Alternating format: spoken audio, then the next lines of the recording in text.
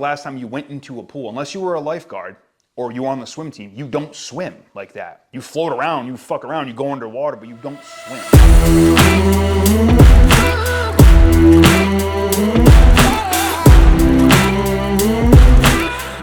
What's going on, everybody? Cam Goldstone, and welcome to my new series, Becoming an Ironman.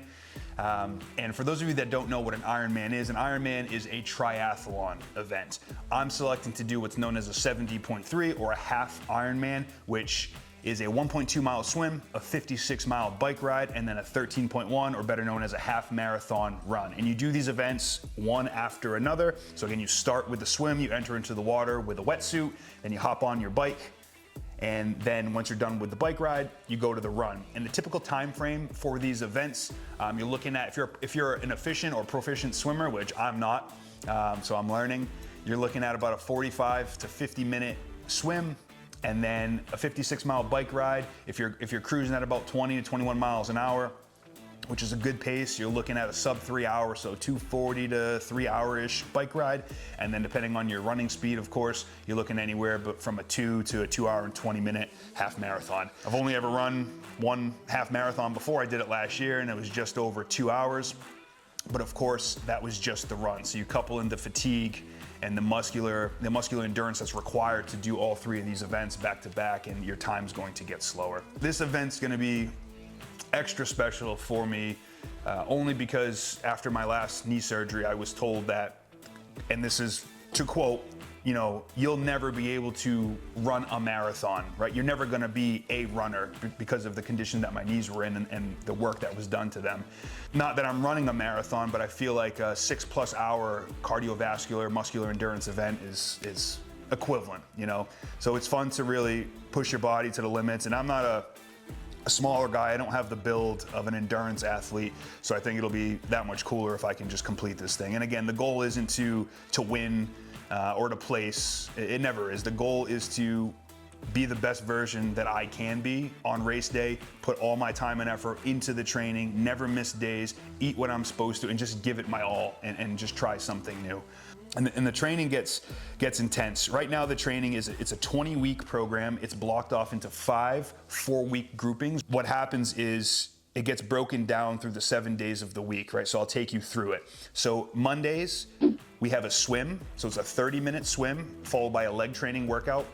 Tuesdays, you're looking at a shoulder workout and a 45-minute bike ride. And again, just to clarify, you're supposed to be using a road bike outside, but because we live in Massachusetts, the temperature isn't always favorable, so we're gonna be doing a lot of indoor cycling. And Wednesday, we're going to be doing a chest workout, followed by a 30-minute run. On some instances, you may see me using the Stairmaster in lieu of the run, just to try to preserve my knees, because again, I can't compete if I'm injured, right? So we try to stay healthy throughout this whole thing.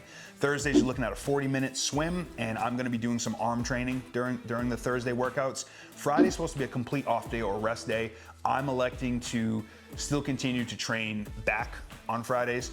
And then Saturday and Sunday, this is the meat and potatoes of the training. So any sort of, similar to any sort of marathon training, Saturdays and Sundays are your long training days. So Saturdays, we're doing what's known as a brick workout, which is actually today. This is what we're doing.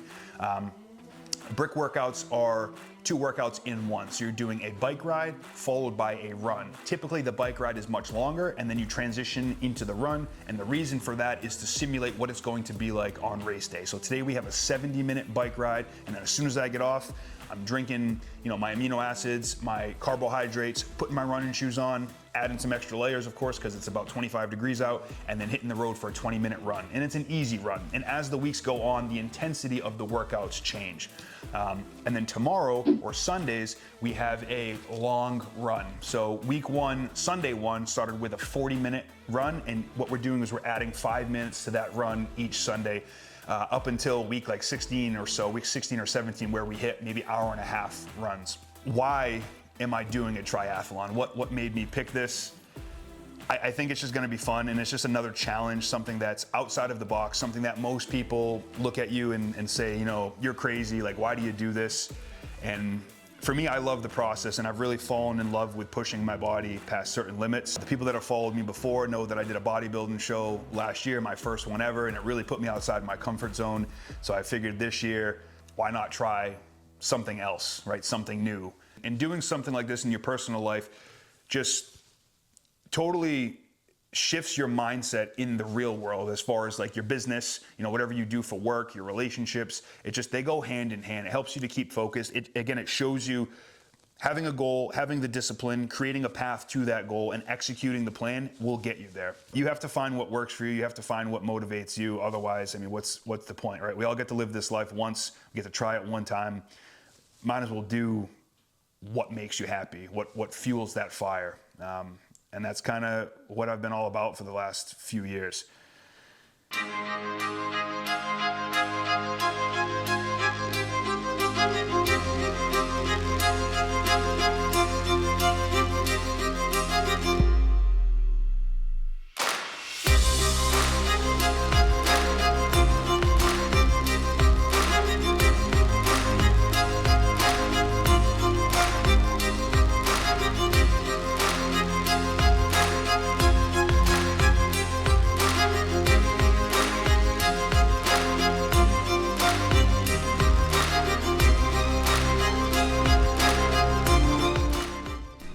17.5 miles in, 50 minutes done out of the 70s, I have 20 minutes left. Holding a pace of like almost 21 miles an hour, which is right where I want to be for the race. It'll put me at like 2 hours and 45 minutes, I think, on race day for the bike, which is a pretty good pace. But again, a lot of people think this is just cardio. It's all leg work, muscular endurance. Just because you can run a million miles doesn't mean you can ride a bike and produce the output that you need. Your legs start to cramp up, your quads, hamstrings. So it's important to have something other than water, some sort of like electrolyte, salt, magnesium. Hydration is important, otherwise you're going to cramp up, and you can't just, it's not about having heart and fighting through it. It's your body will quite literally shut down if you're not hydrating properly. So that's what I have in here, 25 grams of carbohydrates. It keeps you going.